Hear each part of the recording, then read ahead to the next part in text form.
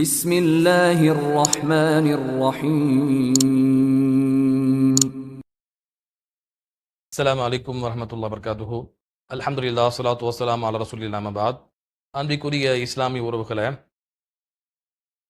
இன்றைக்கு இந்த சலஃப் மன்ஹஜில் பயணிக்கக்கூடிய, அதாவது சத்திய கொள்கையாகிய அஹ்லுசுன்னா வல் ஜமாத்னு சொல்லக்கூடிய அந்த வழிமுறையில் பயணிக்கக்கூடிய சலஃபிகள் என்று தங்களுக்கு பெயர் சொல்லிக் கொண்டு சத்திய கருத்திலே பயணிக்கக்கூடிய இந்த மக்களுக்கு எதிராக இன்றைக்கு பரவலாக பல்வேறு விதமான மக்கள் இவர்களை எதிர்த்து பேசக்கூடிய காட்சியை பார்க்குறோம்.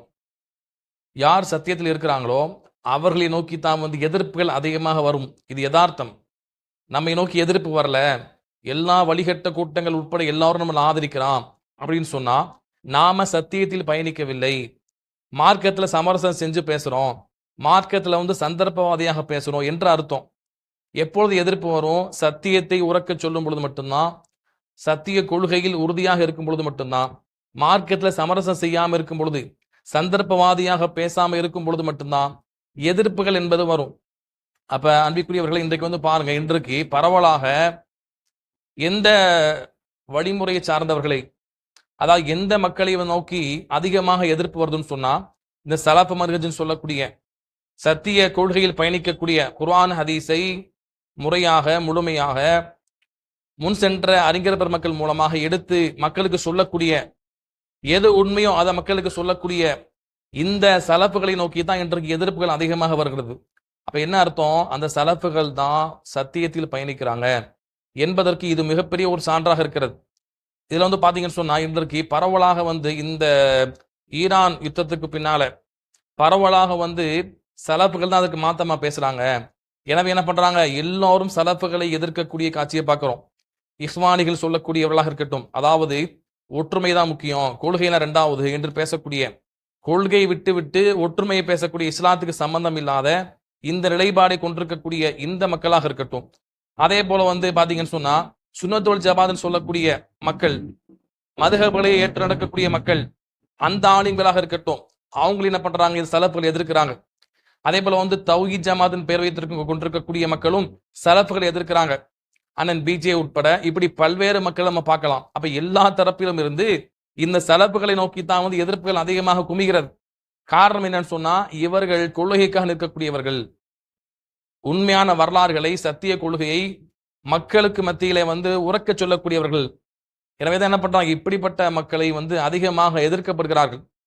அப்ப பாத்தீங்கன்னு சொன்னா, இன்னைக்கு பாருங்க, மௌலானா ஷம்சுதீன் காசிமின்னு சொல்லக்கூடிய ஒரு நபர், இவர் பாத்தீங்கன்னு சொன்னா பரவலாக சலஃபுகளை எதிர்த்து பேசக்கூடிய காட்சியை பார்க்கிறோம். என்ன சொல்றாரு, இந்த ஈரானுக்கு எதிராக பேசினாலே இவங்களுடைய எஜமான் சவுதி சொல்லிட்டான், அதுக்காகத்தான் இவங்க சலஃபுகள் இப்படி பேசிட்டு இருக்கிறாங்க என்று சொல்லி ஒரு அவதூறை பேசுறாரு. அதே போல பாத்தீங்கன்னு சொன்னா, அவங்ககிட்ட ஒரு கேள்வி கேட்கப்படுது. என்ன கேள்வின்னு சொன்னா, அதாவது இந்த ஜாக்கு அஹ்ல் ஹதீஸ் சொல்லி இருக்கிறாங்களே, இந்த ஜாக்கு அஹ்ல் ஹதீஸ் போன்றவர்கள் எல்லாம் எந்த கொள்கையை சார்ந்தவர்கள் என்று கேட்கப்படுகிறது. அதற்கு அவர் ஷம்சுதீன் காசிமி பதில் சொல்றாரு. அந்த பதில என்ன சொல்றாருன்னு சொன்னோம்னா, அவருக்கு சலஃபனா என்ன, இந்த ஜாக் அஹ்ல் ஹதீஸ்ன்னு சொல்லக்கூடியவர்கள், ஜமியத்து அஹ்லில் குர்ஆன் ஹதீஸ் என்று சொல்லக்கூடியவர்கள், அதே போல அஹ்லே ஹதீஸ்ன்னு சொல்லக்கூடியவர்கள், இவர்கள் எந்த நிலைப்பாட்டில் இருக்கிறாங்க என்று எதையுமே அறியாம என்ன பண்றாரு, மேலோட்டமாக சில தகவல்களை மாத்திரம் தெரிந்து கொண்டு மக்களுக்கு தீர்ப்பு கொடுக்கிறார். அதுல என்ன கேட்கிறாங்க, ஜாக்கு அதே போல அஹ்லே ஹதீஸ் போன்றவர்கள் எந்த கொள்கையில் இருக்கிறாங்க, அது போன்ற அந்த மதர்சாவுக்கு பிள்ளைகளை அனுப்பலாமா என்ற போல என்ன செய்யறாங்க, கேள்வி கேட்கிறாங்க. அப்ப அதுக்கு பதில் சொல்றாரு இவரு ஷம்சுதீன் காசிமி. என்ன சொல்றாரு அப்படின்னு சொன்னா, அதாவது இந்த சலஃப்னு சொல்லி கூட்டம் இருக்கிறாங்க, இவங்களாச்சும் பரவாயில்ல, இவங்க ஓரளவுக்கு இமாம்களை மதிப்பாங்க, அதற்கு மேல ஒரு நபர் இருக்கிறாங்க, அதை கொஞ்சம் அந்த சலஃபுகளுக்கு மேல ஒரு நபர்னா என்ன அர்த்தம், அதை விட கொஞ்சம் மார்க்கத்துல தூரமானவங்க என்பதை போல பேசுறாரு. அஹ்ல் ஹதீஸ் இருக்கிறாங்க, அதுக்கு மேல ஒரு கூட்டம் இருக்குது, அவங்க ஜாக்கு. அப்ப எல்லாம் பாத்தீங்கன்னு சொன்னா, இவங்க எல்லாம் இவர்கள் எல்லாம் மார்க்கத்துல இமாம்களை மறுக்கக்கூடியவர்கள், இமாம்களுக்கு எதிரானவர்கள் என்பதை போல அவர் பேசக்கூடிய காட்சியை பார்க்கிறோம். அவர் பேசக்கூடிய சில செய்திகளை நீங்க பாருங்க. இமாம்கள் அப்படின்னு வரும்பொழுது அவங்கள பல பிரிவு இருக்காங்க. சலஃபி, அதுக்கு மேல ஜாக்கு, அதுக்கு சலஃபிக்கு மேல அஹ்ல் ஹதீஸ், அஹ்ல் ஹதீஸ் மேல ஜாக்குக்கு மேல தௌஹீத் ஜமாத்து, இப்படி அவங்களுக்குள்ளே பல பிரிவு இருக்கிறாங்க. இதுல என்ன பெரிய கூத்துனா, இவங்க எல்லாருமே மதுஹபில் இருக்கிறவங்க. இவங்க எல்லாருமே வந்து ஒரே வார்த்தையில சொல்றாங்க, கைர முகல்லித்னு சொல்லுவாங்க அரபில. கைர முகல்லித், அதாவது தக்லீது செய்யாதவர்கள், இமாம்களை ஏற்றுக்கொள்ளாதவர்கள். சலஃபிகளையும் ஏத்துக்க மாட்டாங்க, அஹ்ல ஹதீஸையும் ஏத்துக்க மாட்டாங்க, ஜாக்கையும் ஏத்துக்க மாட்டாங்க, தௌஹீத் ஜமாத் ஏத்துக்க மாட்டாங்க. இன்னும் 2 3 குட்டி பிரிவுகளா சொல்றீங்களேன். இந்த 4மே வந்து பாத்தீங்கன்னா இதுல சலஃபி கொஞ்சம் ஃபிளெக்சிபிளா இருப்பாங்க. இவங்க யாரையும் பின்பற்றுவாங்க. இவங்க சொல்லுவாங்க ஷேக் சாலிஹுல் ஃபௌசான் அப்படி சொல்றாங்க, ஷேக் உசைமீன் இப்படி சொல்றாங்க. ஷேக் சாலிஹுல் ஃபௌசான் பெரிய அறிஞர், அதில் மாற்றுக்கிறது கிடையாது. ஷேக் உசைமீன் பெரிய அறிஞர், அதில் மாற்றுக்கிறது கிடையாது. அது மாதிரி ஷேக் அல்பானி பெரிய அறிஞர், அதில் மாற்றுக்கிறது கிடையாது. நம்ம அவங்கள குறை சொல்லல. ஆனால் அவர்கள் இமாம் ஷாஃபி ரஹ்மத்துல்லாஹி விட, அபூ ஹனீஃபா ரஹ்மத்துல்லாஹி விட தரம் தாழ்ந்தவர்கள் என்பது மாற்றுக்கிறது கிடையாது. இவர்களே உயர்ந்தவர்கள் இமாம் ஷாஃபி ரஹ்மத்துல்லாஹி, இவங்களே உயர்ந்த அபூ ஹனீஃபா ரஹ்மத்துல்லாஹி. அப்ப இவங்க நாங்க ஷேக் அல்பானிட்ட கேட்போம், நாங்க ஷேக் நாசிருதீன் அல்பானிட்ட கேட்போம், ஷேக் சாலிஹுல் ஃபௌசான்ட்ட கேட்போம், ஷேக் இப்னு உசைமீன்ட்ட கேட்போம். ஆனால் இன்னைக்கு அவங்களுக்கு மத்தியில் இருக்கிற ஆளுங்கள் பேரை சொல்லி நாங்க அவங்கள கேட்போம், இவங்க கேட்பறாங்க. நாம அதைத்தான் சொல்றோம். இவர்களை எல்லாம் விட தக்வாவிலும், இறையச்சத்திலும், அல்லாஹ்வுடைய பயத்திலும், இல்மிலும், அறிவிலும், ஞானத்திலும் மிக உயர்ந்தவர்கள் ஷாஃபி ரஹ்மத்துல்லாஹி, அபூ ஹனீஃபா ரஹ்மத்துல்லாஹி. அவங்கள்ட்ட கேளுங்களேன். நம்ம அதைத்தானே சொல்றோம், நம்ம கேட்கிறோம். அதனால தக்லீத் இல்லாமல் உலகத்தில் வாழ முடியாது. நல்லா புரிஞ்சுக்கங்க, தக்லீத் இல்லாமல். ஏன்னா அல்லாஹ்வுடைய உத்தரவு, ஃபஸ்அலு அஹ்ல திக்ரி இன் குன்தும் லா தஅலமூன், நீங்கள் தெரியாத விஷயங்களை தெரிந்த இடத்துல கேட்டு அறிந்து கொள்ளுங்கள். பார்த்துருப்பீங்க எந்த அளவுக்கு பேசுறாரு அவரு. அதாவது இந்த சலஃப்னா அது வேற கூட்டமா, அஹ்ல ஹதீஸ்னா வேற கூட்டமா, ஜாக்குனா வேற கூட்டமா என்று வந்து என்ன செய்யறாரு, சலஃப் மன்ஹஜ்னா என்ன, ஜாக்கும் அஹ்ல ஹதீஸும் எதை சொல்றாங்க, எந்த கொள்கையில பயணிக்கிறாங்க என்று இந்த அடிப்படை புரியாம என்ன பண்றாரு, மக்கள் கேட்கக்கூடிய கேள்விக்கு ஏதோ ஒரு வெறுப்புல என்ன பண்றாரு, பதில் கொடுக்கக்கூடிய காட்சியை தான் நம்ம பார்க்கிறோம். அப்ப உண்மையிலேயே வந்து பாத்தீங்கன்னு சொன்னா, சலஃப் மன்ஹஜ்னா என்ன, சலஃப் மன்ஹஜ் என்பது சலஃப் அப்படின்னா வந்து முன்னோர்கள் அர்த்தம். மன்ஹஜு சலஃப்னா என்ன, முன்னோர்கள் வழியில் பயணிப்பது, குர்ஆன் ஹதீஸை சுயமாக விளங்காம அதை சஹாபாக்கள் இமாம்கள் என்று சொன்ன அந்த ஆரம்பகாரம் தொட்டும், சஹாபாக்கள் தொட்டும் இமாம்கள் வழியில் மார்க்கத்தை பின்பற்றுவது, இதங்க சலஃப் மன்ஹஜ்.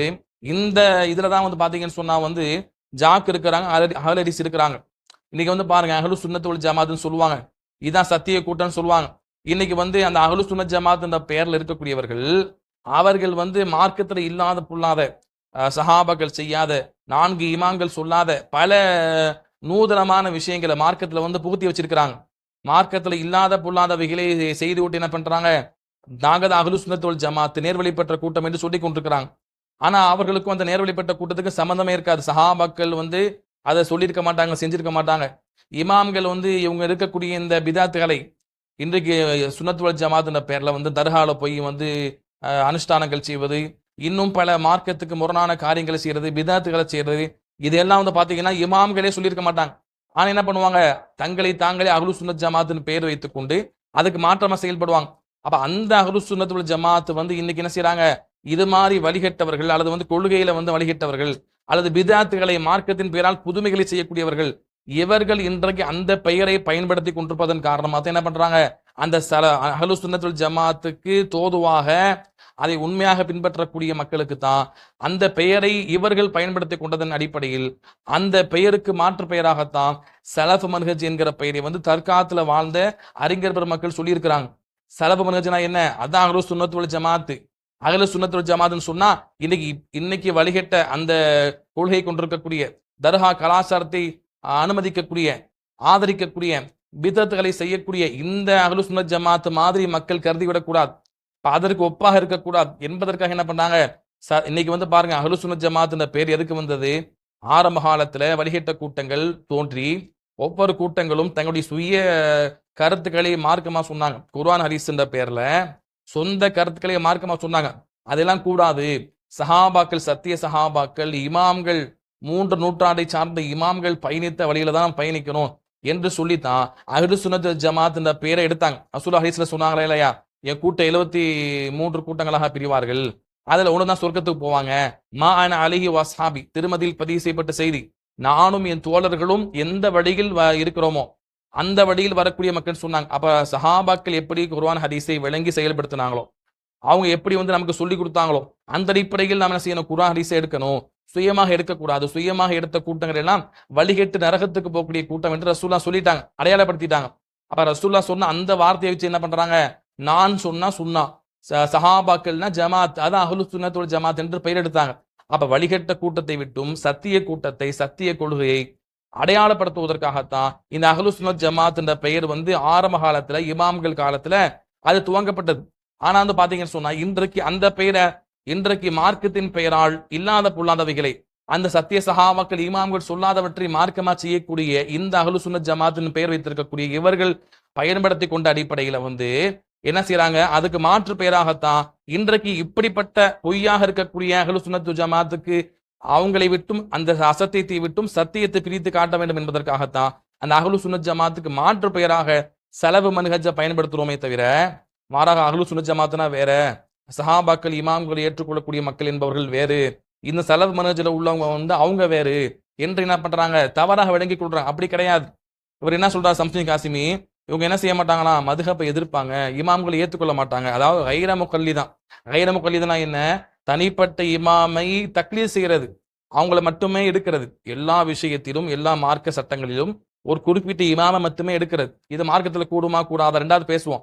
அப்ப அதுக்கு என்ன சொல்றாரு, அப்படி வந்து யார் எடுக்க மாட்டாங்களோ, அதாவது ஒரு இமாமை மட்டும், ஹனஃபினா ஹனஃபி தான், ஷாஃபினா ஷாஃபி தான், மாலிக்கினா மாலிக்கி தான், வேற மதுஹப்ல உள்ள இமாமுடைய கருத்தை எடுக்க மாட்டாங்க. வேற மதுஹப்ல உள்ள இமாம் இந்த இமாமுக்கு மாற்றமாக மிக தெளிவாக ஆதாரத்தை வைத்து சட்டத்தை சொல்லியிருந்தாலும் இந்த இமாம் ஆதாரம் கிடைக்காம சட்டம் சொல்லியிருப்பாரா இல்லையா, தான் சார்ந்த மதுஹபை சார்ந்த இமாம் அந்த இமாமை தான் தூக்கி பிடிப்பாங்க. ஆதாரம் எவ்வளவு தெளிவா இருந்தாலும் அந்த ஆதாரத்தை பக்கம் போக மாட்டாங்க. அப்ப இப்படி ஒரு குறிப்பிட்ட இமாமை தக்லீத் செய்வது, கண்மூடி பின்பற்றுவது, இதெல்லாம் யாரு வந்து கூடாதுன்னு சொல்றாங்களோ இவங்க எல்லாம் ஒட்டுமொத்தமா இமாம்களை மறுக்கிறதுக்கு சமம், அவங்க தான் இமாம்களை மறுக்கிறாங்க என்று இவர் பேசுறாருன்னா இது எவ்வளவு பெரிய வேடிக்கையா இருக்குது. அப்ப மார்க்கத்தினுடைய அந்த பேசிக்கான விஷயத்தை என்ன பண்றாரு, மறுத்து விட்டு அல்லது மறைச்சு விட்டு மக்களுக்கு வந்து மற்ற தௌஹீத்வாதிகளை சத்தியத்தில் பயணிக்கக்கூடிய சலப்புகளை வந்து தவறா காட்டணும் என்கிற ஒரே நோக்கத்துக்காக என்ன பண்றாரு, இவரு மாத்தி இப்படி பேசுறாரு. ஆனா வந்து பாத்தீங்கன்னு சொன்னா, அதாவது சஹாபாக்கள் இமாம்கள் என எல்லோரையும் எடுப்பதுதான் சரியான சத்திய பாதை. குறிப்பிட்ட ஒரு இமாமையோ குறிப்பிட்ட ஒரு சஹாபியோ எடுக்க முடியாது. அதுக்கு பல காரணம் இருக்கிறது, அதை நான் பின்னால சொல்றேன். அப்ப சத்திய பாதைனா என்ன, சஹாபாக்கள் இமாம்கள் அனைவரையும் சேர்த்து வச்சு எடுக்கணும். ஒரு நபர் கொடுத்த விளக்கத்துக்கு மாற்றமா வேற சஹாபி வேற இமாம்கள் கொடுத்துருக்காங்க, அந்த விளக்கம் தான் குர்ஆன் ஹதீஸுக்கு ஆதாரத்துக்கு நெருக்கமா இருக்குன்னா அப்ப அதை தான் நம்ம எடுக்கணும். நான் இந்த இமாமை தான் பின்பற்றுவேன், இந்த சஹாபியை தான் எடுத்துக்கிடுவேன், நான் இந்த ஹனஃபி மதுஹப் ஷாஃபி மதுஹப்னு சொல்லி குறிப்பிட்ட ஒரு இமாமை மாத்திரமே கண்மூடி பின்பற்றுவது இது அஹ்லு சுன்னத் ஜமாத்து கிடையாது. அது அஹ்லு சுன்னத் ஜமாத்துக்கு எதிரானது என்ற நம்முடைய வாதம். ஏன்னு சொன்னா வந்து பாத்தீங்கன்னு சொன்னா, அதே போல வந்து பாருங்க, நான் அதை பின்னால சொல்றேன். அடுத்து தொடர்ந்து என்ன சொல்றாரு இவரு, அதாவது அப்ப வந்து இவனுக்கு என்ன தெரியல, ஜாக்குனா என்ன, அஹ்லு ஹதீஸ்ங்கிறவங்க என்ன, அவங்க எந்த குழியில இருக்கிறாங்க எதுவுமே தெரியல. ஜாக்கும் அஹ்லு ஹதீஸும் இருவருமே வந்து சலஃப் மன்ஹஜில் பயணிக்கக்கூடியவர்கள் தான். அஹ்லு ஹதீஸ்ங்கிறவங்க வந்து உருது சார்ந்து துவங்கப்பட்ட ஒரு அமைப்பு, ஒரு ஜமாத்து. இந்த சத்திய கொள்கை, இந்த அஹ்லு சுன்னத் ஜமாத்துன்னு சொல்லக்கூடிய இந்த உண்மையான சத்திய கொள்கையை மாற்று பெயராக வைத்திருக்கக்கூடிய சலஃப் மன்ஹஜ் என்ற பெயரில் உருது மக்களுக்கு பிரச்சாரம் செய்யக்கூடிய ஒரு இயக்கம் தான், ஒரு ஜமாத்து தான் அஹ்லு ஹதீஸ். அதே போல அதே அடிப்படையில் தமிழ் மக்களுக்கு பிரச்சாரம் செய்யக்கூடிய ஒரு ஜமாத்து தான் ஜமயத்து அஹ்லி குர்ஆன் ஹதீஸ் சொல்லக்கூடிய இந்த ஜாக்குன்னு சொல்லக்கூடிய அமைப்பு. அப்ப ரெண்டுமே ஒரே கொள்கையில சார்ந்தவங்க தான், சலஃப் மன்ஹஜை சார்ந்தவங்க தான். சலஃபுகள் என்பவர்கள் வேறு, இந்த அஹ்லு ஹதீஸ் என்பவர் வேறு, ஜாக் என்பவங்க வேறுன்னு சொல்றாருன்னா அப்ப இவருக்கு அந்த அடிப்படையே தெரியல என்றுதான் நம்ம பாக்குறோம். அப்ப சலஃப் மன்ஹஜ்ல தான் என்ன செய்யறாங்க, ஜாக்கும் இந்த அஹ்லு ஹதீஸும் பயணிக்கிறாங்க. குர்ஆன் ஹதீஸை அப்படி எடுத்துக்கொள்ள வேண்டும், மாற்று விளக்கம் கொடுக்க கூடாது, சஹாபாக்கள் இமாம்கள் எப்படி விளங்கி வந்தாங்களோ அப்படித்தான் எடுத்துக்கொள்ள வேண்டும் என்று சொல்றோம். இமாம்களுக்கு மாற்றமாகவோ சஹாபாக்களுக்கு மாற்றமாகவோ இல்லை இஜ்மாவுக்கு மாற்றமாகவோ இந்த ஜாக்கோ ஹதீஸோ அவங்க என்ன செய்யல சொல்லக்கூடிய மக்களாக இல்லை. நீங்க வந்து பாருங்க, ஜாக் மதர்சா இருக்கக்கூடிய தமிழகத்தில் இருக்கக்கூடிய ஜாக் மதர்சா, அதாவது நாகூர்கோயில இருக்கக்கூடிய ஜாமியா ஃபிர்தௌசியான்னு சொல்லக்கூடிய மதர்சா, அங்கதான் நாம படிச்சுட்டு வந்தோம். அந்த மதர்சால வந்து பாத்தீங்கன்னு சொன்னா அந்த மதர்சாவில் அஹ்லு சுன்னத் ஜமாத்து கொள்கை சார்ந்த புத்தகம் தான் வைக்கப்பட்டிருக்கிறது. அஹ்லு சுன்னத் ஜமாத்துடைய கொள்கை என்ன, குர்ஆன் ஹதீஸை சஹாபாக்கள் இமாம்கள் என்ன ஒன்றுபட்டு சொன்ன அந்த விளக்கத்துல எடுக்கணும், அந்த இஜ்மான்னு சொல்லக்கூடிய ஒன்றுபட்ட விளக்கத்துல எடுக்கணும், நாம குர்ஆன் சுன்னாவை சுயமா விளங்கக்கூடாது என்ற அந்த அடிப்படைகளை இஜ்மா கியாஸை போதிக்கக்கூடிய அந்த கிதாபு தான் அங்க பாடத்திட்டத்துல வைக்கப்பட்டிருக்கிறது. அப்ப இது பரவலா பல மக்களுக்கு தெரியாது. என்ன செய்வாங்க, இந்த தௌஹீதுன்ற பேர்ல இருந்தாலே இவங்க எல்லாமே வந்து கைர முகல்லிதுன்னு சொன்னா, அதாவது இவங்க எல்லாமே வந்து இமாம்களே மறுப்பாங்க, மதுஹபை ஏற்றுக்கொள்ள மாட்டாங்க, டோட்டலா மறுத்துருவாங்க, இமாம்களுடைய கூட்டுகளை எடுக்க மாட்டாங்க, பின்னால வந்த அல்பானி பின்னால வந்த இப்னு உசைமினை தான் எடுப்பாங்க என்று சொல்லி என்ன செய்றாங்க, தவறா விளங்கி கொள்றாங்க. இந்த இமாம்கள் ஒட்டுமொத்தமா மறுக்கக்கூடியவங்க யாரு, தௌஹீத் ஜமாத்ன பேர்ல அண்ணன் பிஜே உருவாக்கி வைத்த மதுஹபை சார்ந்தவர்கள். அவங்க தான் வந்து என்ன செய்வாங்க, பிஜே சொன்ன விளக்கத்தின் அடிப்படையில் குர்ஆனை எடுப்பாங்க. இமாம்கள் சஹாபாக்களை விட்டுருவாங்க, இஜ்மாவை ஏற்றுக்கொள்ள மாட்டாங்க. இவ்வளவு காலகாலமாக சத்தியத்தில் இருந்த கூட்டம் சொல்லி வந்த அந்த கருத்துக்கு மாற்றமாக இந்த ஒட்டுமொத்த இமாம்களையும் ஒட்டுமொத்த சஹாபாக்கள் விளக்கத்தையும் மறுக்கக்கூடியவங்க வந்து தௌஹீத் ஜமாத் சொல்லக்கூடிய அது அண்ணன் பிஜேவை வந்து ஃபாலோ பண்ணக்கூடிய அவர் உருவாக்கி வைத்த அந்த ஜமாத்தில் பயணிக்கக்கூடியவங்க மட்டும்தான் ஒட்டுமொத்தமா இமாமை மறுப்பாங்க. ஜாக்கோ அஹ்லு ஹதீஸோ என்ன செய்ய மாட்டாங்க, ஒட்டுமொத்தமா இமாம்களை மறுக்க மாட்டாங்க. ஏன்னா அந்த அவங்களுடைய மதர்சால, ஜாக்குடைய மதர்சால, அஹ்லு ஹதீஸ் மதர்சால தெளிவாக குர்ஆன் சுன்னா அடிப்படையில் தொகுக்கப்பட்ட இமாம்கள் தொகுத்து கொடுத்த உசூல் ஃபிக்ஹ் கிதாப் இருக்கிறது, உசூல் ஹதீஸ் கிதாப் இருக்கிறது, உசூல் தஃப்சீர் இருக்கிறது. இப்படியாக பார்த்தீங்கன்னு சொன்னா தெளிவாக வந்து குர்ஆன் சுன்னாவை அந்த சஹாபாக்கள் இமாம்கள் என நேரவழியில் பயணித்த அஹ்லு சுன்னத் வல் ஜமாத் என்று முன்னால் அறியப்பட்ட இப்ப இருக்கக்கூடிய அஹ்லு சுன்னத் ஜமாத்துல சத்தியத்தில் பயணித்த அந்த கூட்டமாக அறியப்பட்ட அஹ்லு சுன்னத் ஜமாத்துடைய அந்த முன் சென்ற இமாம்கள் தொகுத்து கொடுத்த அந்த ஃபிக்ஹ் சட்டத்தின் அடிப்படையில தான் இந்த ஜாக்கும் அஹ்லு ஹதீஸும் பயணிக்கிறாங்க. சுயமாக தங்களுக்கென்று பிஜேபி போல தனி மதுஹப சுயமான ஒரு அமைப்பை வந்து உருவாக்கல. அது நன்கு புரிந்து கொள்ள வேண்டும். அப்போ வந்து பாத்தீங்கன்னு சொன்னா நம்ம வந்து என்ன செய்யறோம், இமாம்களை தான் முன் சென்ற இமாம்கள், அதே போல பரவலாக வந்து சத்தியத்தில் பயணித்த அந்த இமாம்கள் தொகுத்து வைத்த புத்தகத்தை வைத்து தான் நம்ம மார்க்கத்தை அணுகிறோம் என்று புரிந்து கொள்ள வேண்டும். சாலில் உஸ்தைமின் சொல்லக்கூடிய சென்ற நூற்றாண்டுல வாழ்ந்த அறிஞர், பேரறிஞர், அவரை மட்டும்தான் எடுப்பாங்கன்னு சொல்றது மிகப்பெரிய ஒரு அவதூறு. இமாம் சாலி உசைனுடைய ஃபத்வா மட்டும் தான் எடுப்பாங்க, அதுக்கு மாற்றமாக உள்ள ஃபத்வாக்கள் எடுக்க மாட்டாங்க ஜாக்கில் உள்ளவங்க, அஹ்லு ஹதீஸ்ல உள்ளவங்கன்னு சொல்றாருன்னா இது மிகப்பெரிய அறியாமை. அப்படிலாம் கிடையாது. எந்த விஷயத்துல வந்து ஏதாவது அனஃபி மதுஹப் மாதிரி இமாம் இப்னு உசைமினை மட்டும்தான் எடுப்போம், அதுக்கு மாற்றமான ஃபத்வாக்கள் எடுக்கவே மாட்டோம் என்று ஏதாவது ஒரு ஆதாரபூர்வமாக சொல்ல முடியுமா? அப்ப என்ன பண்றாரு, வாய்க்கு வந்ததை வந்து அடித்து விடுறாரு. அப்படிலாம் எதுவுமே கிடையாது.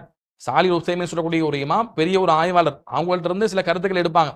அதே வந்து பாத்தீங்கன்னு சொன்னா இவர் என்ன சொல்றாரு, இமாம் வந்து சாலி உசைமனை விட அல்பானியை விட வந்து பாத்தீங்கன்னா மிக உயர்ந்தவங்க யாரு, இமாம் அபு ஹனீஃபா, இமாம் ஷாஃபி, அவங்கள தான் எடுக்கணும் என்று வந்து இவர் ஒரு வாத வைக்கிறார், லாஜிக்கா பேசுறாராம்.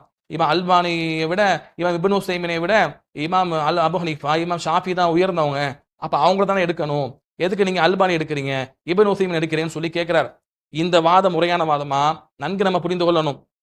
அதாவது இமாம்களை வந்து ஏன் வந்து நம்ம ஒட்டுமொத்தமா வந்து ஒரு இமாமை மட்டுமே குறிப்பிட்டு எடுக்க முடியாது, முன் சென்ற இமாம்களை வந்து எல்லா விஷயத்திலுமே எடுக்க முடியாதுன்னு சொன்னோம்னா வந்து ஆரம்ப காலத்துல வாழ்ந்த இமாம் அபு ஹனீஃபா, இமாம் மாலிக், இமாம் ஷாஃபி தான் வந்து பாத்தீங்கன்னா ஹதீஸ்கள் முழுமையாக அவங்களுக்கு கிடைக்காத காலத்துல வாழ்ந்தாங்க. அப்ப அவங்களுக்கு வந்து கிடைக்காத அந்த காலத்துல அவங்க என்ன செஞ்சிருப்பாங்க, அவங்களுக்கு கிடைச்ச ஹதீஸை மட்டும் வச்சுதான் மார்க்க தீர்ப்பை கொடுத்துருப்பாங்க. அவங்க தெளிவா சொல்லிட்டாங்க, நாங்க கொடுத்த தீர்ப்புக்கு மாற்றமாக ஹதீஸை வந்து ஹதீஸை எடுத்துக்கொள்ளுங்க, எங்க கருத்தை தூக்கி போட்டுருங்க என்று தெளிவா சொல்லிட்டாங்க. அதை பத்தி பின்னால சொல்றேன். இப்ப ஒரு அடிப்படை நம்ம புரிந்து கொள்ள வேண்டும். என்ன அடிப்படைன்னு சொன்னா, முன்னால வாழ்ந்த அந்த அபு ஹனீஃபா ரஹிமஹுல்லா, ஷாஃபி ரஹிமஹுல்லா, மாலிக் ரஹிமஹுல்லா, இவங்கெல்லாம் வந்து பாத்தீங்கன்னு சொன்னா ஹதீஸ்கள் முழுமையாக கிடைக்காத, அந்த ஹதீஸ்கள் கிடைத்திருந்தாலும் அந்த ஹதீஸை அறிவித்த அறிவிப்பாளருடைய அந்த தரம், அவர் எப்படிப்பட்டவருடைய வாழ்க்கை வரலாறு என்ன என்று பிரித்து சொல்லப்படாத அந்த காலத்துல வாழ்ந்தவங்க. அவங்க ஒரு தீர்ப்பை சொல்லிட்டாங்கன்னு சொன்னோம்னா வந்து சில நேரங்கள் அந்த தீர்ப்பு வந்து அவங்க இட்டு கட்டி சொன்ன ஹதீஸை வச்சு சொல்லியிருக்கலாம். அவங்களுக்கு தெரியாது அந்த அறிவிப்பார் எப்படிப்பட்டவர் என்று ஆராயப்படாத காலத்துல வாழ்ந்தவங்க. அதே போல ஒரு ஹதீஸ் கிடைச்ச ஹதீஸை மட்டும் வச்சு சொல்லியிருக்கலாம், கிடைக்காத ஹதீஸ் வந்து அவங்களுக்கு மாற்றமா இருந்திருக்கலாம். அப்ப என்ன செய்வாங்க, கிடைச்சதை மட்டும் தான் வச்சு சொல்லுவாங்க. அப்ப வந்து அவங்களுக்கு தெரியாது. அப்ப அப்படிப்பட்ட அந்த இமாம்கள் வந்து ஆரம்ப காலத்துல வாழ்ந்தவங்க நல்லவங்க தான், மாற்றுக்கிறது இல்லை, நல்ல ஆய்வாளர்களாம். அவங்களுக்கு வந்து ஹதீஸ்கள் கிடைக்காத காலத்துல அவங்க வாழ்ந்தனால அவங்களால எல்லா விஷயத்திலும் சரியாக சொல்ல முடியாத ஒரு யதார்த்த சூழல் இருந்தது.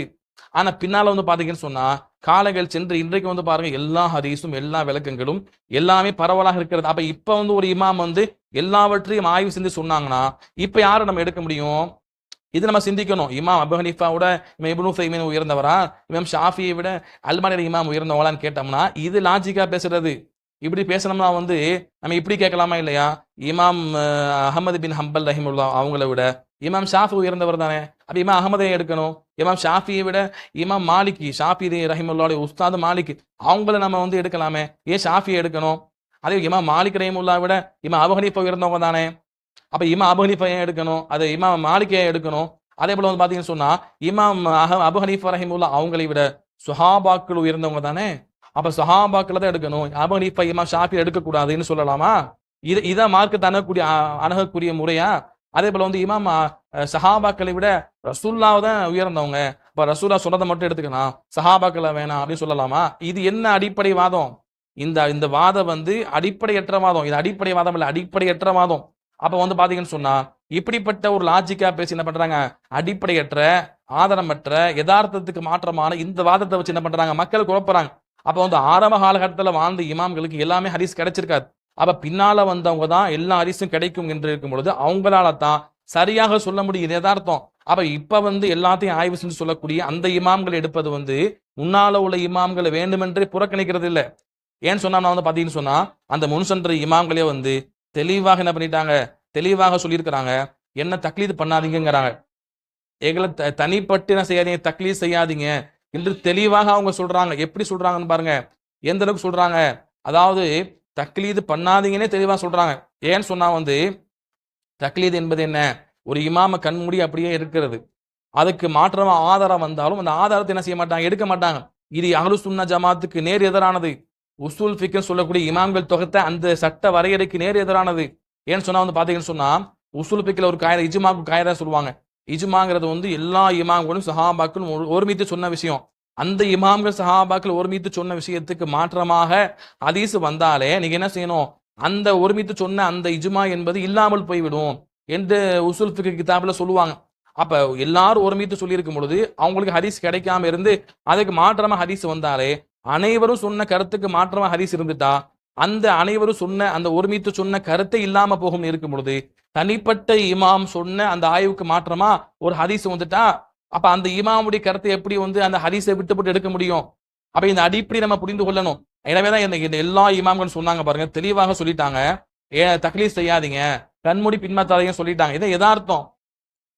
ஆனா இவர் என்ன சொல்றாரு, ஃபஸ்அலு அஹ்ல ذிக்ரி இன் குன்தும் லா தஅலமூன், நீங்க அறியாத மக்களா இருந்தீங்கன்னா அறிந்தவங்கள்ட்ட கேட்டுக்கொள்ளுங்க என்று வந்து வாதம் வச்சு என்ன பண்றாரு, ஹதீஸ் ஆதாரமா வைத்து அந்த வசனத்தை ஆதாரமா காட்டி என்ன பண்றாரு, இதுதான் ஆதாரமா, கண்மூடி தக்லீத் செய்வதற்கு இதுதான் ஆதாரமா, தக்லீத் இல்லாம என்ன செய்ய உலகத்துல வாழவே முடியாதான் என்று இவராக என்ன செய்யறாரு, ஒரு அடிப்படையற்ற வாதத்தை வைக்கிறார்.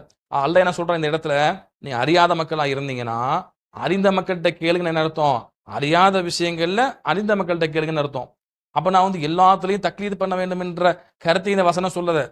தக்லீதுனா என்ன, எல்லா இடத்திலும் அறிந்தாலும் அறியாவிட்டாலும், ஹதீஸ் தெளிவாக இருந்தாலும், வசனம் தெளிவாக இருந்தாலும், ஹதீஸ்கள் தெளிவாக சொல்லப்பட்டிருந்தாலும், இமாம்களுக்கு ஹதீஸ் கிடைக்காத காலத்துல இமாம்கள் வாழ்ந்து அவங்க சொன்ன சட்டத்தை என்ன செய்வாங்க எடுத்துக்கொண்டு ஹதீஸுக்கு மாற்றமா இருந்தாலும், தெளிவாக ஹதீஸுக்கு மாற்றமா இருக்கிறது என்று நாம் அறிந்திருந்தாலும் என்ன செய்வாங்க, அந்த இமாம்களை வந்து கண்மூடி பின்பற்றுவாங்க.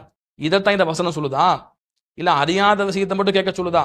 அறிந்த விஷயத்திலும் அறியாத விஷயத்திலும் எல்லா விஷயத்திலும் இமாம்களை தக்லீத் செய்வது என்பது வேறு, அறியாத விஷயத்துல மட்டும் நாம வந்து இமாம்கள்ட்ட வந்து இமாம்கள் சொன்ன அந்த விளக்கங்களை பார்ப்பது என்பது வேறு. அப்ப வந்து என்ன செய்யறாங்க, இந்த அடிப்படை புரியாம என்ன பண்ண மக்களுக்கு போட்டு குழப்பறாரு, கொள்கையை சரியா சொல்வது கிடையாது. அப்ப இப்படிப்பட்ட மக்கள் எப்படி சத்தியத்துல பயணிப்பாங்க, மக்கள் பார்த்து புரிந்து கொள்ளுங்க. அப்ப வந்து இமாம்களுடைய கூற்றுக்களை பாருங்க, இமாம்கள் தெளிவா சொல்லிட்டாங்க. அதாவது தக்லீத் என்பது கூடான்னு தெளிவா சொல்றாங்க, எல்லா இமாமும் சொல்லி இருக்கிறாங்க.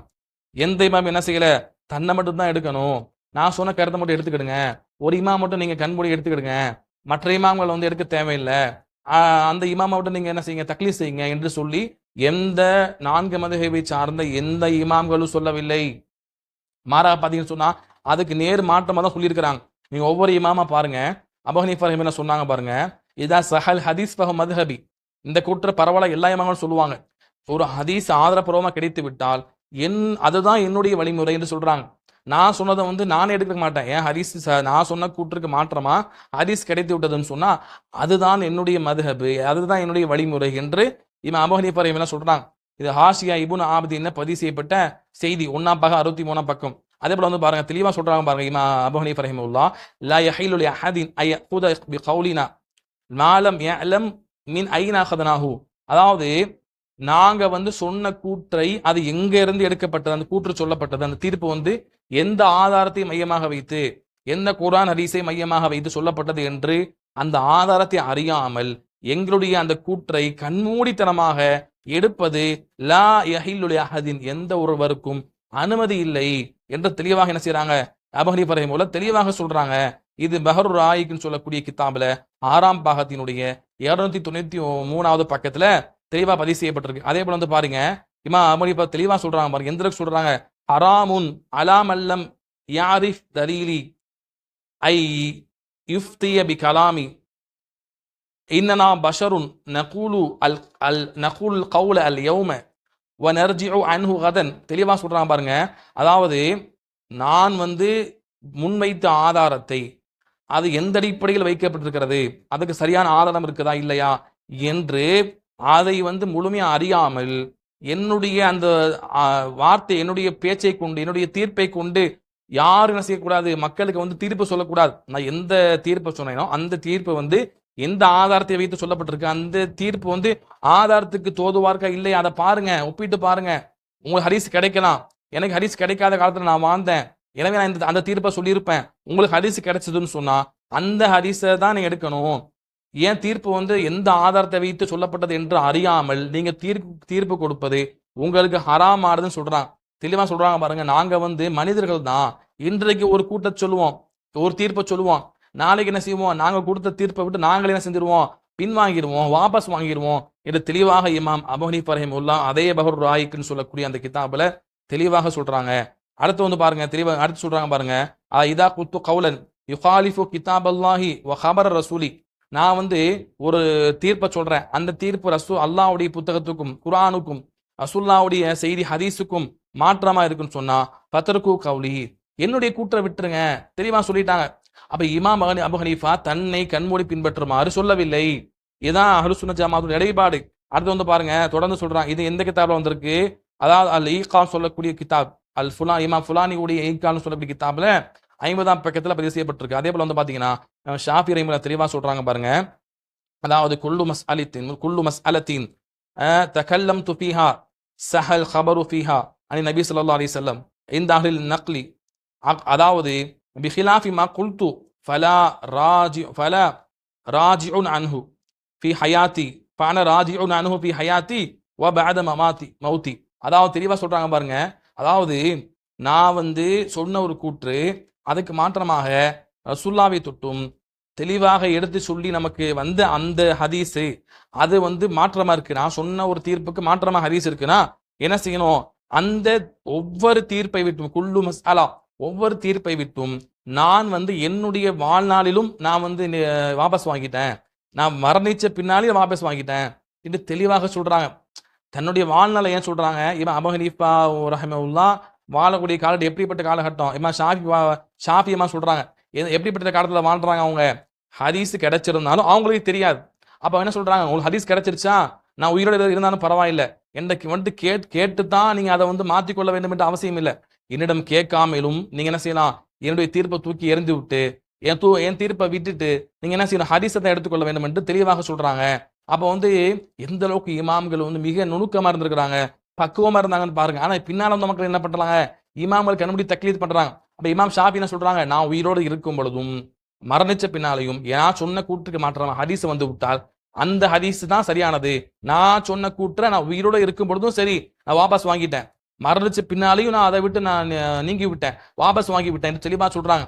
எனவேதான் பாத்தீங்கன்னா சொன்ன இமாம் என்ன பண்றாங்க, ஒரு ஹதீஸ்க்காக பல மைல்கள் பிரயாணம் பண்ணாங்கன்னு பாக்குறோம். ஏன் பண்ணாங்க அப்படி, நான் சொன்ன அந்த கூற்றுக்கு மாற்றமா அந்த ஹதீஸ் இருந்துட்டா நான் மக்களுக்கு நான் வாடும் பொழுதே அதை சொல்லி ஆகணும் என்ற ஒரு அச்சம் தான் என்ன செய்யுது, அவங்களை வந்து ஒரு பல மாதங்கள் தூரம் ஒரு ஹதீஸ்க்கு என்ன அப்படி இருக்கிறாங்க, பிரயாணம் பட்டு அந்த ஹதீஸை தெரிந்து கொண்டு வந்தாங்கன்னு பாக்குறோம். அப்ப இமாம்கள் எல்லாம் தெளிவாக இறையச்சத்தோட மார்க்க அமானிதம், நாம சொன்ன தீர்ப்பை கண்மூடி மக்கள் பின்பற்றி விடக் கூடாது, ஹதீஸ் வந்துட்டா சஹாபாக்கள் சொன்ன கூற்று வந்துட்டா அதைத்தான் எடுத்துக்கொள்ள வேண்டும் என்று தெளிவா சொல்லிட்டாங்க. அதே போல வந்து பாருங்க மாலிக் ரஹ்மத்துல்லாஹி சொல்றாங்க பாருங்க, இன்னமான பஷருன் அஹ்தியு வஸீபு ஃபந்துரு ஃபீ ரஅயி ஃபகுல்லு மா வாஃபகல் கிதாப் வ சுன்னா ஃபகுதுஹு வ குல்லு மா லம் யுவாஃபிக் அல் கிதாப் வ சுன்னா ஃபத்ருக்கு. அதாவது நான் மனுஷன் தான், தவறு செய்வேன், நான் சரியாகவும் சொல்லுவேன், என்னுடைய எந்தெந்த கூற்றுக்கள் எல்லாம் எந்தெந்த தீர்ப்புகள் எல்லாம் குர்ஆன் ஹதீஸுக்கு தோதுவா இருக்கோ அதை எடுத்துக்கொள்ளுங்க, எது வந்து குர்ஆன் ஹதீஸுக்கு தோதுவா இல்லையோ அவற்றை விட்டு விடுங்கன்னு தெளிவா சொல்லிட்டாங்க. இமாம் மாலிக் ரஹ்மத்துல்லாஹி சொன்ன கிதாப் எதுன்னு சொன்னா வந்து இப்னு அப்துல் பர் ரஹிமஹுல்லாஹ்வுடைய ஜாமின்னு சொல்லக்கூடிய கிதாப்ல 2வது பாகத்துடைய 32ஆம் பக்கத்துல தெளிவாக பதிவு செய்யப்பட்டிருக்கு.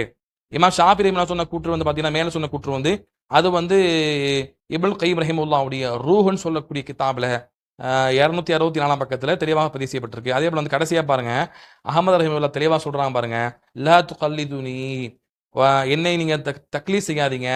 சம்திங் காசிம் என்ன சொல்றாரு, தக்லீத் செய்யாம இருக்க முடியாது என்ன சொல்றாரு, அதான் சத்திய கொள்கை என்பதை போல மக்களுக்கு பிரச்சாரம் செய்யறார். அகமது ரஹிமஹுல்லாஹ் என்ன சொல்றாங்க, லா துகல்லிதுனி, என்ன தக்லீத் செய்யாதீங்க. வலா துகல்லிது மாலிகன், மாலிக் இமாம் தக்லீத் செய்யாதீங்க. வலா ஷாஃபி இமாம் ஷாஃபி தக்லீத் செய்யாதீங்க. வலா அவுசாயி வலா சௌரி இமாம் அவுசாய் ரஹிமஹுல்லாஹ்னு சொல்லி ஆரம்ப காலத்துல வாழ்ந்தவங்க, அவங்கள பேர மதுஹப் இருந்தது, அவங்கள தக்லீத் செய்யாதீங்க. சௌரி இமாம் இருந்தாங்க, அவங்கள தக்லீத் செய்யாதீங்க.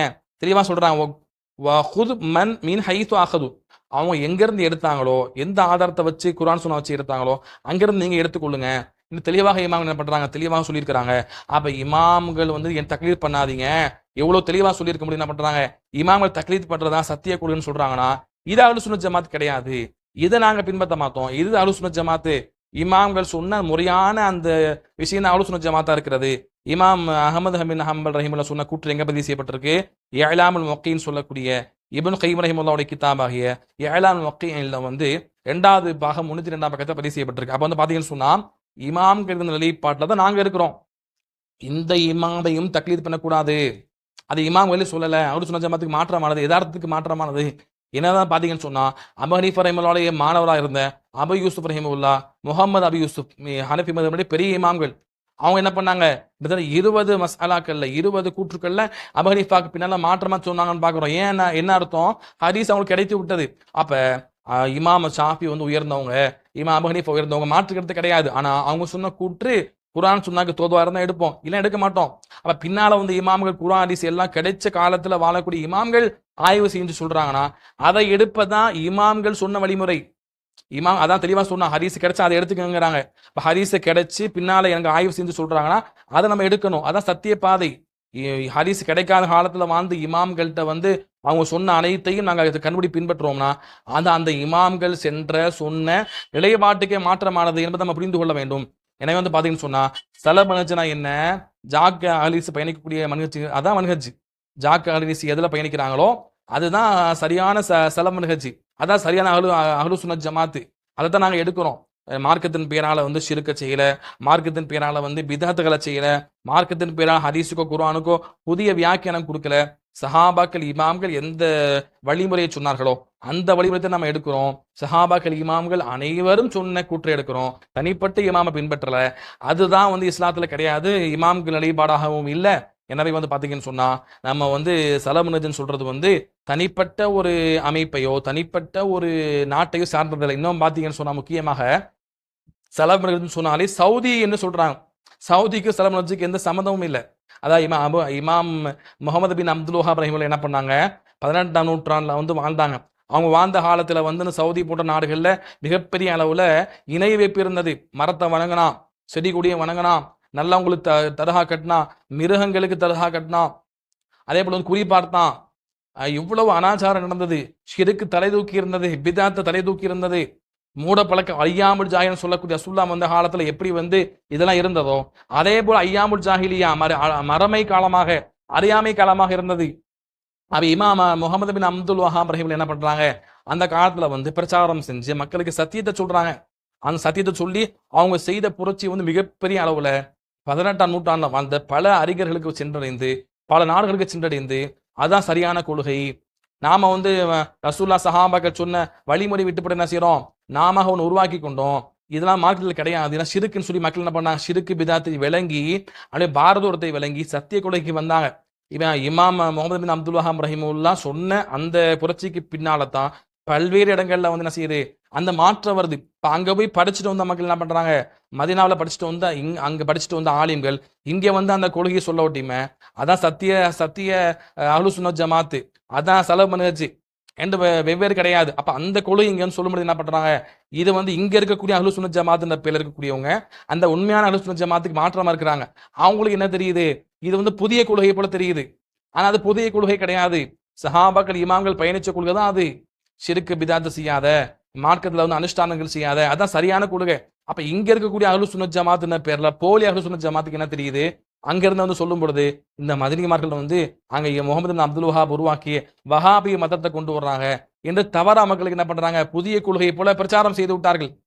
எனவே என்ன பண்றாங்க, அதுவும் சலஃப் மன்ஹஜ்ங்கிறது சவுதியில இருந்து இறக்குமதி செய்யப்பட்டது என்பதை போல மக்களுக்கு தவறாக அடையாளப்படுத்தப்பட்டிருக்கிறது. அதை நம்பிக்கொண்டு வந்து பொதுமக்கள் பேசுறான்னா ஆச்சரியம் இல்லை. ஆலிம் சொல்லக்கூடிய நீங்க பேசுறீங்கன்னா எவ்வளவு பெரிய ஒரு ஆச்சரியம். முகமது பின் அப்துல் வஹாப் ரஹிமஹுல்லா சொன்ன கொள்கைக்கு சவுதிக்கு என்ன சம்பந்தம் இருக்கு? சவுதி அரசாங்கம் உட்கார்ந்து முடிவெடுத்ததா? சவுதி அரசாங்கம் உட்கார்ந்து ஷிர்க் பித்அத் இதெல்லாம் மார்க்கத்துல இருக்கு இல்லைன்னு சொல்லி அவங்க முடிவெடுத்தாங்களா? இல்லையே. முகமது பின் அப்துல் வஹாப் ரஹிமஹுல்லா முன் சென்ற இமாம்கள் சொன்ன அந்த கூட்டுகளை தான் சொன்னாங்க. இன்னைக்கு வந்து பாருங்க, தேவப்பந்தில உள்ள எவ்வளவு உலமாக்கள், மூத்த உலமாக்கள் என்ன பண்ணிருக்காங்க, இமாம் முகமது பின் அப்துல் வஹாப் ரஹிமஹுல்லாவுடைய அந்த சத்திய கொள்கைக்கு ஆதரவா இருந்திருக்கிறாங்க. ஹதீஸ்களை நிபுணர்களாக இருந்த இந்தியாவை சார்ந்த பல இமாம்கள் என்ன பண்ணிருக்காங்க, தேவபந்து உலமாக்கள் கூட அதுக்கு ஆதரவு தெரிவிச்சாங்கன்னு பாக்குறோம். அந்த அளவுக்கு வந்து அது கொள்கையை விளங்கினாங்க. அப்ப இன்னும் சில பேர் என்ன பண்றாங்க, அந்த கொள்கைக்கு மாற்றமா இருக்கக்கூடிய தர்கா வழிபாடுகளை, மாற்றமற்ற அனாச்சாரங்களை, பிதத்துகளை செய்து மக்கள்கிட்ட வந்து வருமானம் பார்க்கக்கூடிய அந்த மக்கள் என்ன பண்ணாங்க, தங்களுடைய அந்த வழிகட்ட கொள்கையை வந்து இந்த சத்திய கொள்கையை வந்து மிகைத்து விட்டதுன்னு சொன்னா நாளைக்கு மக்கள் நம்மளை ஏத்துக்க மாட்டான் என்று என்ன பண்றாங்க, ஒரு பொறாமையில வந்து இதை வந்து முகமது பின் அப்துல் வஹாப் சொல்லக்கூடிய தனி நபர் உருவாக்கியது, சவுதியில இருந்து உருவாக்கப்பட்ட இறக்குமதி செய்யப்பட்ட வந்து மதம், அது மார்க்கம் என்று சொல்லி என்ன பண்றாங்க, மக்களுக்கு தவறா பிரச்சாரம் செய்யறாங்க. சலஃப் மன்ஹஜுக்கும் சவுதிக்கு எந்த ஒரு சம்மதமும் இல்லை. சவுதியை தூக்கி பிடிச்சாதான் சலஃப் மன்ஹஜ் யாரா சொன்னாங்களா? சலஃப் அறிஞரா இருக்கக்கூடிய எந்த ஆலிம் வந்து சவுதி தான் சலஃப் மன்ஹஜ் சொன்னாங்க. சவுதியில உள்ள அனைத்து விஷயத்தை ஏற்றுக்கொள்ளணும், இல்ல மன்ஹஜ்ல கிடையாது நீங்க என்று சொன்னாங்களா?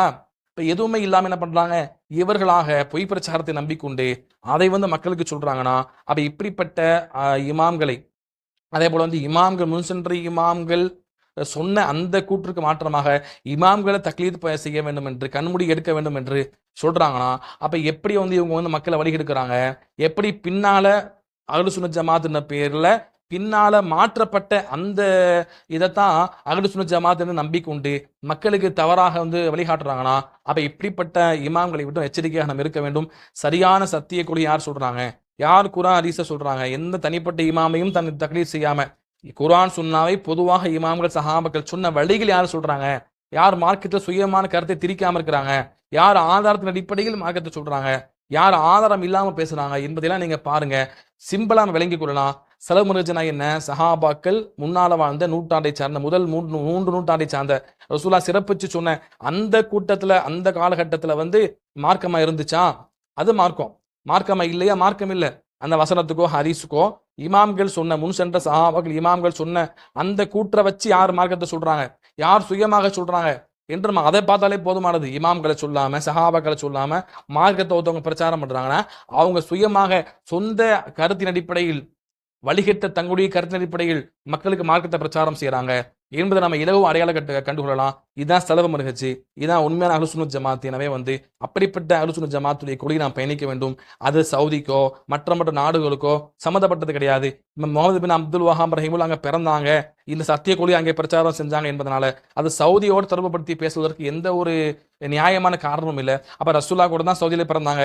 அதுக்காக வந்து ஒரு இஸ்லாமிய சவுதி செய்யக்கூடிய தப்புக்கு வந்து ஒரு இஸ்லாத்தை ஒருத்தவங்க குறை சொன்னான்னு சொன்னா ரசூலுல்லாஹ் குறை சொல்றானா, அது ரசூலுல்லாஹ்வை குறை சொல்றதா வருமா, உண்மையான இஸ்லாத்தை குறை சொல்றதா வருமா?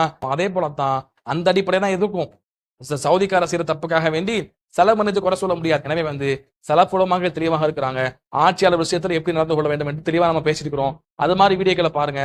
அப்ப எனவே வந்து பாத்தீங்கன்னு சொன்னா சலஃப் உலமாக்கள் வந்து கொள்கைக்காக இருக்கக்கூடியவங்க, குர்ஆன் சுன்னாவுக்காக இருக்கக்கூடியவங்க, எந்த நாட்டுக்காகவோ எந்த அரசருக்காகவோ அவங்க என்ன செய்ய மாட்டாங்க, நிற்க மாட்டாங்க. இதுதான் சத்தியத்தில் பயணிக்கக்கூடிய இமாமுடைய நிலைப்பாடாக இருக்கிறது. எந்த தமிழ் பேசக்கூடிய எந்த சலஃப் உலமாக்களும் என்ன செய்யல, ஆட்சியார் தான் சரியானவன், சவுதியை நீங்க ஃபாலோ பண்ணுங்க என்று யாரும் சொல்லல. அப்ப இவங்க என்ன பண்றாங்க, தங்களுடைய அந்த போலி அஹ்லுஸ் சுன்னத் ஜமாத்தை வந்து நியாயப்படுத்துவதற்காக, தக்க வைப்பதற்காக இப்படியெல்லாம் தவறான அவதூறு பிரச்சாரத்தை பரப்பி கொண்டிருக்கிறாங்க. இப்படிப்பட்ட இமாம்களை விட்டு எச்சரிக்கையாக இருக்க வேண்டும். சரியான சத்தியத்தில் பயணிக்கக்கூடிய இமாம்கள்கிட்ட கல்வி எடுத்துக்கொள்ளுங்க. அல்லாஹ் ரப்பல் ஆலமீன் சத்தியத்தில் பயணித்த அஹ்லுஸ் சுன்னத் ஜமாத்தை சார்ந்த அந்த இமாம்கள் வழியில் அதனுடைய அந்த கொள்கையை மாற்றிக்கொள்ளாமல் தூய்மையாக மார்க்கத்தை பின்பற்றக்கூடிய இந்த போலி தௌஹீத்வாதிகளை போலவும் இல்லாம, ஹதீஸை மறுக்கக்கூடிய மக்களாகவும் இல்லாம, தாந்தோணித்தனமா விளக்கங்கள் கொடுக்கக்கூடிய மக்களாகவும் இல்லாம, போலி சுன்னத் ஜமாத்தும் இல்லாம சத்தியத்தில் பயணித்த அந்த நடுநிலையான அஹ்லுஸ் சுன்னத் ஜமாத்துடைய வழியை நாம் பயணிக்க வேண்டும். அப்படிப்பட்ட நல்ல அறிஞர்களை அடையாளம் கண்டுகொண்டு அந்த அறிஞர்கள் மூலமாக மார்க்கத்தை கற்றுக்கொள்ளக்கூடிய நல்ல மக்களா அல்லாஹ் ரப்பல் ஆலமீன் நம்மை ஆவரி மாக்கருள் புரிவானாக. அஸ்ஸலாமு அலைக்கும் வரஹ்மத்துல்லாஹி வபரகாத்துஹு.